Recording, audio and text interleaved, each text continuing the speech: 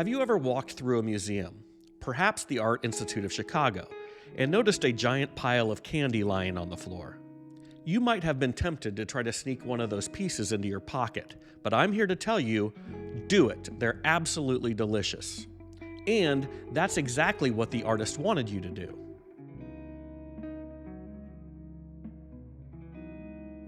If you look at the wall label for this piece, it actually states that the medium is candies in various colored wrappers, endless supply.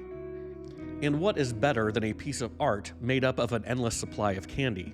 On the surface, I would say not much. But alas, as I'm sure you expect, there's a lot more to this 175-pound pile of sugar. This work is by Félix González-Torres, and it's called Untitled, Portrait of Ross in L.A. The work's physical form changes every time it is installed.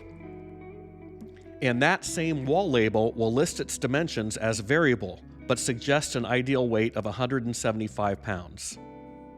The title tells us this piece is about the artist's life partner, Ross Laycock. The ideal weight of 175 pounds is a reference to Ross's healthy weight, which would diminish because of the AIDS virus. González-Torres did a series of these works that were all made up of small, hard candy.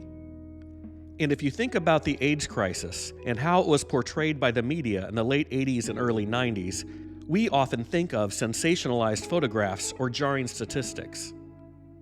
But González-Torres refused to participate in this cycle. This piece is about connecting the viewer or participant to the memory of a loved one.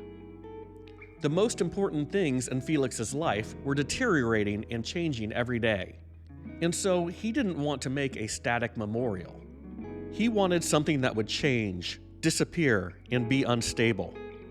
In his words, this fragile form was an attempt on my part to rehearse my fears of having Ross disappear day by day right in front of my eyes. Ross would pass away from AIDS the same year this piece was made.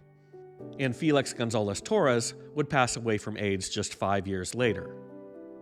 As of a few years ago, it was estimated that about 700,000 people have died in the United States since the beginning of the AIDS epidemic.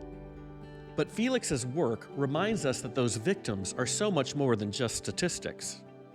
They were our friends and neighbors, our relatives and loved ones.